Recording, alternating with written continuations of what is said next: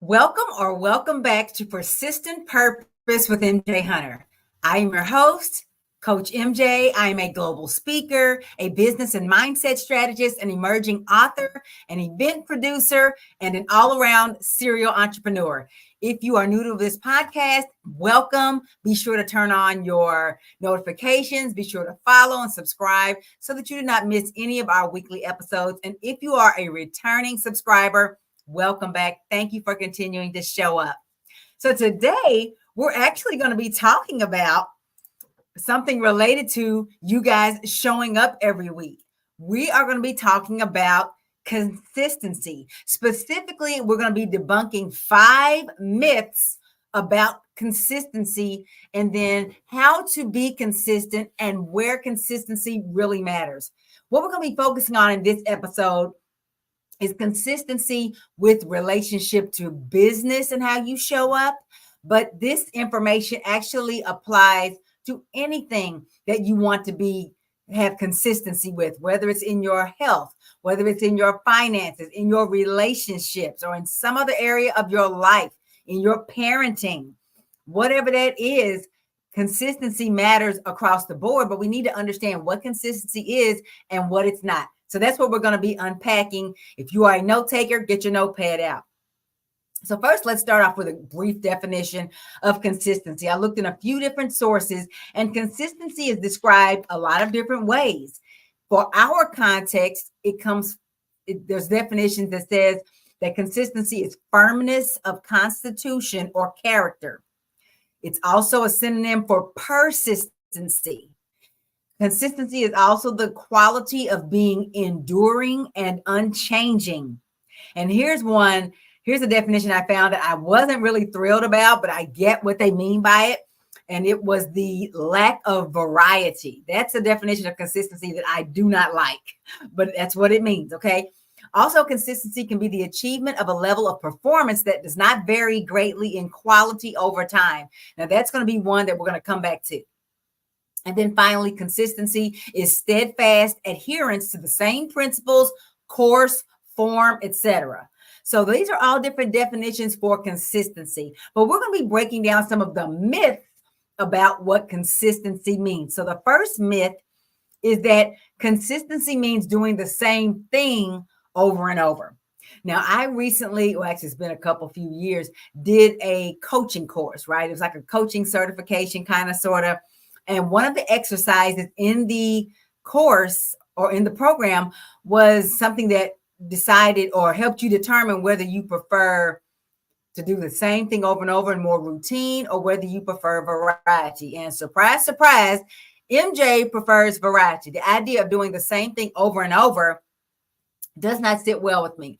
I like the idea of being able to switch things up on a regular basis, at least in how I perform in life and how I show up, right? And so knowing that and learning that about myself gave me an understanding of how I should move, how I should prepare.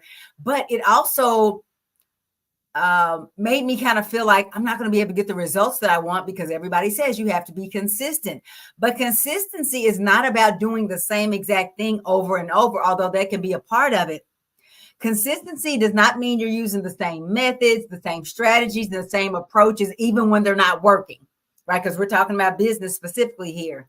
Even if they're not yielding results, consistency doesn't mean you continue. What consistency means is that you are maintaining the regular effort.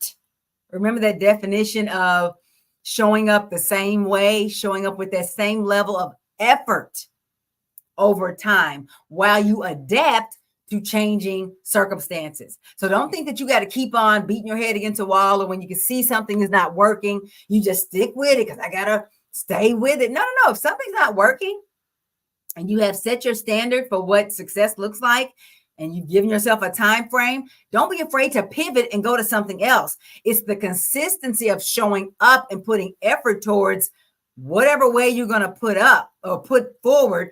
It's that consistency of showing up and putting some kind of effort forward on a regular basis. That's where consistency matters, not in repeatedly beating your head against the wall when something's not working. The second myth is that you need to be consistent immediately. One of the greatest myths, it's a separate myth from this conversation, but one of the greatest myths that we are taught It's a cliche. Do it right the first time. And that gets people in a lot of trouble. It sounds good, but it's absolute trash. You can't do something right the first time you did it. Or if you do happen to do it right, it's a fluke, because you can't know how to do something until you do it, right? And so setting your standard for, I can't make mistakes, or I have to be perfect right out the gate, that's setting you up for failure. You may not be able to be consistent with how you show up at first, because for one thing, you are still learning, you are still growing, you're still figuring things out. And so trying to be consistent right off the bat is a setup for failure. Although that can be your goal, it's not going to be perfection. Get away from the idea that I have to do it right the first time, because here's what happens. You can often get burned out and frustrated by putting too much on your plate at one time. And here's the rest of the story. I always tell my streak story because it's such a great example of how how things can go awry. Let me just tell the story. A few years ago, people always think I used to be a runner or something in sports. I never played sports as a kid. I was never a runner. I was never a basketball player, none of that.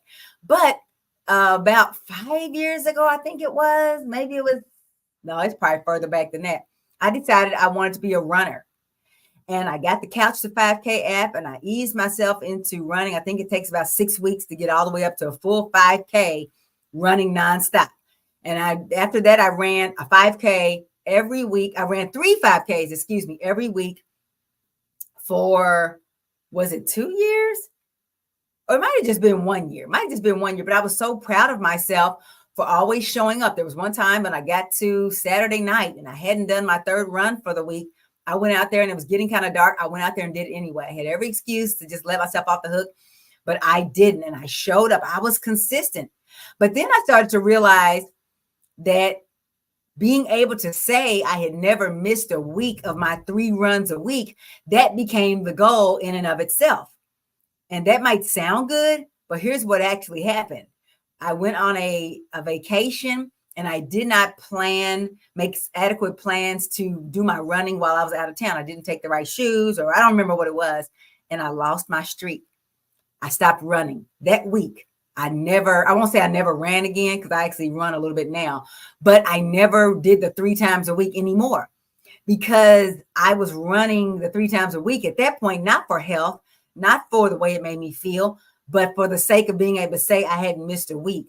So that consistency kind of got flipped around and I wanted to do it perfectly. I didn't want to mess up my streak. So when I did mess it up, I stopped doing it altogether. That wasn't the goal. I should have just went back the next week and went back to my 3. So you have to be really careful that you don't allow consistency, first of all, to expect it to happen immediately, but also expect it to stay perfect all the time, to where if you mess up, then that's demotivating. The third myth about consistency is that it guarantees instant success.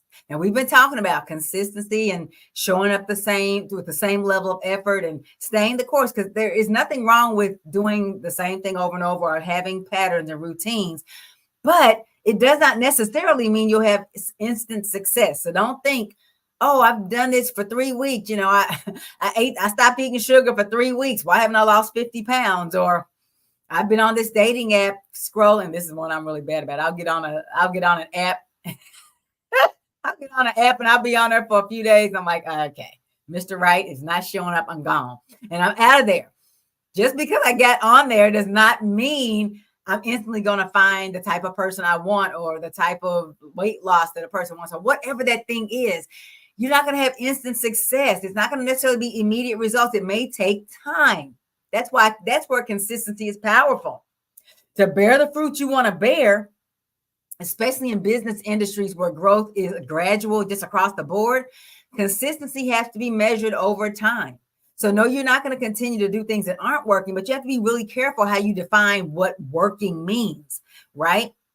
Having 1 million customers the first week because you were consistent for 7 days, obviously that's not realistic. So you have to be sure that when you are defining success and you're defining what results you want, that you are realistic with the amount of time that would have passed before you start measuring those results, right? Maybe it's not 1 million customers. Maybe some of the results is just you showing up consistently. Maybe some of the results is you building your list, or maybe you're building a following, whatever that is in your business. Be sure that you are measuring success the first, out the gate using the right, measuring stick. It's not going to be that you make $1 million the first day you go into business. You may not have a calendar booked full the day you go in business, but are you showing up? Are your doors open? Have you made some sales? Have you made some bookings? Be sure to measure your success by the proper measuring stick, and don't think that success, the big success, is going to be immediate. Myth number 4 is that consistency only applies to output. Now, when I was thinking about this, and I was like, this is so good. We often think about, and even in some of the examples I was just giving you, we're thinking about output, content, services, products, being consistent, putting those things out. But what about the things that happen on the inside? What about those internal processes? What about that mindset that's changing? What about customer relationships? What about maintaining your standards, documenting your standards? What about those little things behind the scenes that aren't as sexy in business, right? But consistency in those areas, they are measurable and they are meaningful, right? So don't just think of, I have to be consistent in, like, if let's say your business involves creating content. Don't just think about, I got to show up and make this many videos, and that's my consistency. What about the work behind the scenes that leads up to making a video? Are you measuring that and celebrating those successes and those show ups, those inputs that are necessary for output? For example, I've been showing up for this particular iteration of me doing online content. This is my 13th episode of Persistent Purpose with MJ Hunter. I was doing it 2 times a week, and then things shifted in my life and I went to 1 time a week. This is my 13th episode. I'm really excited about it, and I'm celebrating it because I've shown up consistently. But what about the inputs that led me to get here? The mindset that I have to work on, all of the research that goes into putting up together an episode, all of that stuff matters. It's not just about outputs. It's about inputs. All of my processes, my systems, all of my behind the scenes platforms and my programs and the relationships and the questions and the research and all of that is a consistency as well. So even if there's a time because at first when I was switching from 2 times a week to 1 time, I was like, oh my goodness, here you are not being consistent. I was like, oh, wait a minute, MJ. You get to decide how often you show up for this podcast. You get to decide what you want to look like. If you want a weekly podcast, it's okay. 2 times a week made sense at first, but now something else is happening in your business and in your life. So do 1 time a week. I didn't define it as a failure. In the past, I would have. I just said, you know what? I get to redefine what success looks like. And I am also looking at the inputs that go into this podcast. I want to produce something that's quality, that's going to help people, and that's going to give you the value that you need as a viewer. So once a week made more sense. But I'm also giving myself credit for all the work that goes into putting these episodes together. And I'm being consistent with that. And I'm still showing up on a regular basis, right? I also, last year, I started a habit of walking every day for 30 minutes. My goal is 30 minutes minimum. And then my other goal is to go 2 miles, whether that's all walking, a combination of walking and running. But, some days I don't quite get to 2 miles, but I get to my 30 minutes. That's every day since December 16th. I have not missed a day. There's been times and it wasn't in the morning. It was in the early afternoon because some things happen in the morning. But probably 98.5%, 99% of those times, it has been first thing in the morning, which is my goal, is to walk every day. But I get to set those standards and those inputs. I get to decide how I show up. So be sure that when you're defining your level of consistency, that you're giving yourself credit for those inputs. And then the fifth myth about consistency is that being consistent means that you cannot innovate. This is kind of connected to the first one, which means doing the same thing over and over, even if it doesn't work. Consistency sometimes is confused with being rigid, right? But you can be innovative and creative while you're still showing up with the same framework and with the same level of effort and the same consistent execution, still being flexible and forward thinking. Don't think that being consistent means I never can change, and if I change, that's failure. Consistency is about effort and execution, not so much in what you do, but in how you do it and to what degree and with what level of energy. I guess if I'm going to do a set of 3, Your consistency is about effort, execution, and the energy that you put behind it. Energy, effort, and execution. That's what your consistency is about. Not in being rigid, not in not being innovative, not in being perfect, but it's about how you show up. Because here's why consistency matters. Anybody who's watched me for any amount of time on the internet knows that one of my core values, one of my top core values is confidence. Consistency is connected to confidence because confidence is not about seeming like you don't make mistakes or that you don't, it's not this bravado that a lot of people think confidence is. Confidence is about being willing to make an effort before you feel ready, but it's also about trusting yourself because you keep promises to yourself. Think about the word confidence. The word confide is the majority of the word confidence. When you confide in someone and you tell them your secrets or you trust them to give you good feedback, it's about trust, right? Confidence is having trust in yourself because you show up consistently and you keep promises to yourself. So what are the promises that you've made to yourself? You may not always deliver perfectly and get everything right the first time or right the 20th time or right the 200th time, but then you keep showing up.